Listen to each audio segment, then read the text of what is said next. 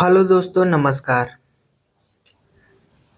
TGT, PGT, एलटीजीआईसी जो हिंदी के syllabus में संस्कृत साहित्य लगा है, उस पर हम लोग बात कर रहे हैं।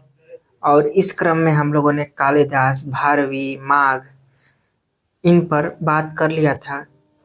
आज श्री हर्ष पर बात करेंगे और इसके माध्यम से हर्ष के रचना, उनके माता पिता का नाम, रचना में कितने सर्ग हैं, इन सब चीज़ों पर बात किया जाएगी।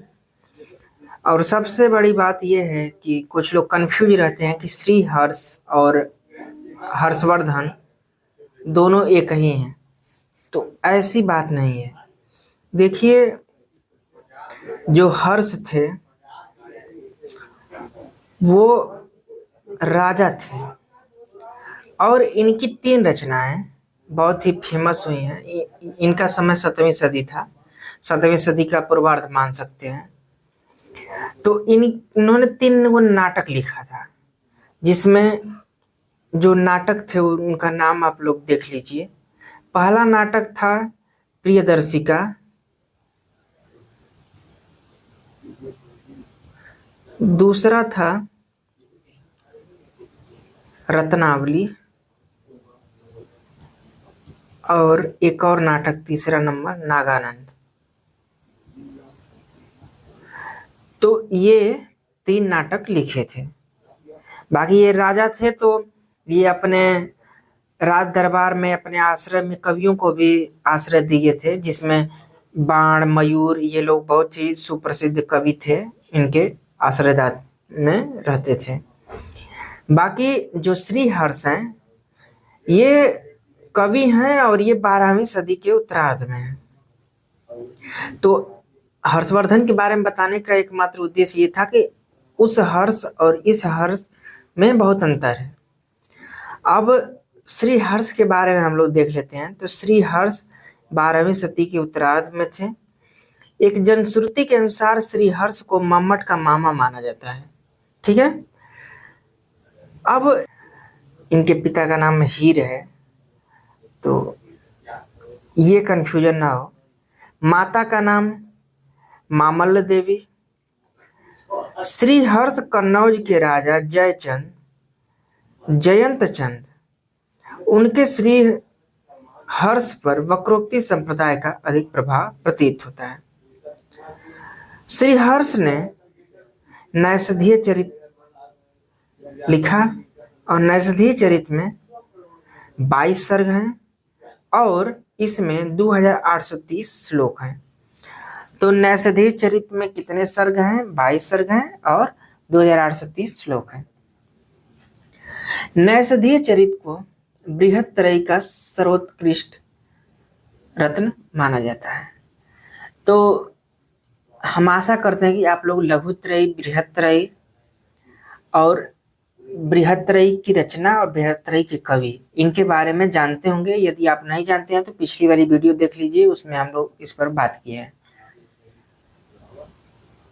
अब नैषधीय चरित में नल दमयंती के प्रणय से लेकर विवाह तक का सांगोपांग वर्णन है।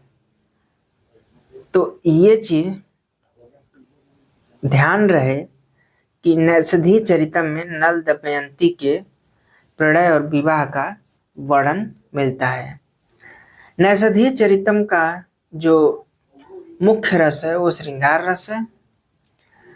नैषधीय चरितम में वैदर्भी रीति की प्रधानता मिलती है।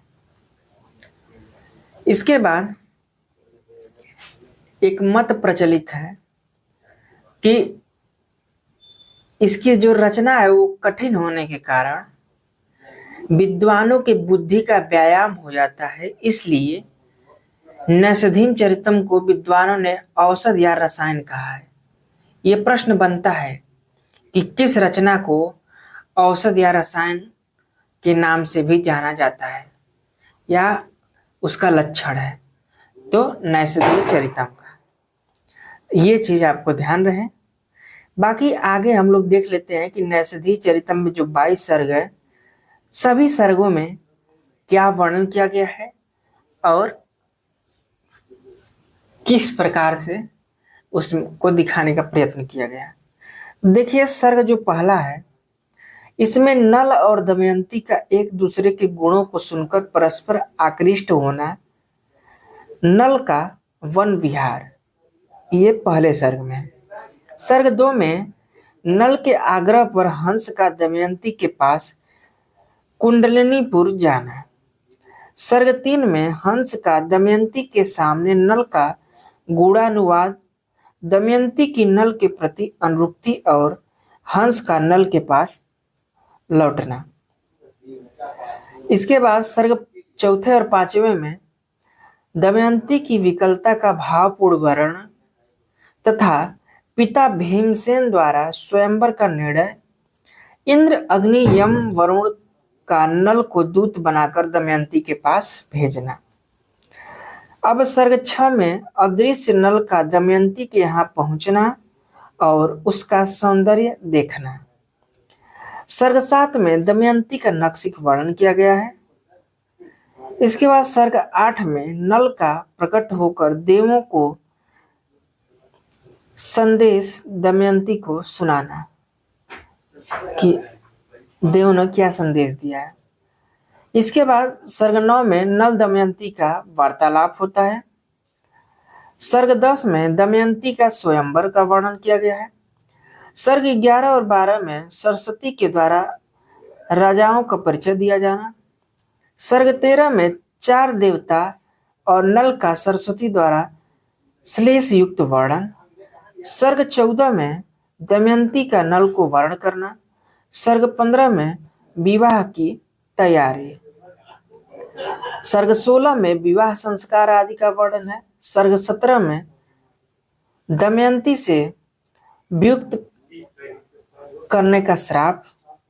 सर्ग 18 में नल दमयंती का प्रथम मिलन तथा काम क्रीड़ा का वर्णन है। इसके बाद सर्ग 19 से लेकर के 22 तक नल दमयंती की दिनचर्या, देव स्तुति, चंद्रोदय, सूर्योदय आदि का वर्णन, नम दमयंती का विलास वर्णन, ये सब मौजूद है। इसके बाद नैषधीय चरित्र के सर्गांत में यानी सर्गों के अंत में श्लोकों में श्री हर्ष की निम्नलिखित रचनाओं का उल्लेख मिलता है। यानी कि नैषधीय चरित्र के अलावा इन्होंने आस्थर्य विचार प्रकरण, श्री विजय प्रशस्ति, खंडन खंड खाद्य, गौड़ो वीर सकुल प्रशस्ति, अणव वर्णन, छिंद प्रशस्ति, शिव शक्ति सिद्धि, नव साहसांक चरित चंपू काव्य, ये सब रचनाओं का जिक्र मिलता है। तो यानी नैषधीय चरित्रम के अलावा उन्होंने इन सभी रचनाओं को किया था। तो दोस्तों हम ये उम्मीद करते हैं कि आप श्री हर्ष की रचना नैषधीय चरितम, उसके सर्ग और उससे संबंधित और भी चीज़ों को समझ गए होंगे। यहाँ तक देखने के लिए आप लोगों का धन्यवाद। हम लोग फिर इसके आगे की वीडियो में भवभूति, बाणभट्ट, राजशेखर, मम्मट यानी कि जो आपके टीजीटी, पीजीटी, एलटी, जीआईसी में लगे हुए रचनाकार हैं उन पर हम बात करेंगे। धन्यवाद।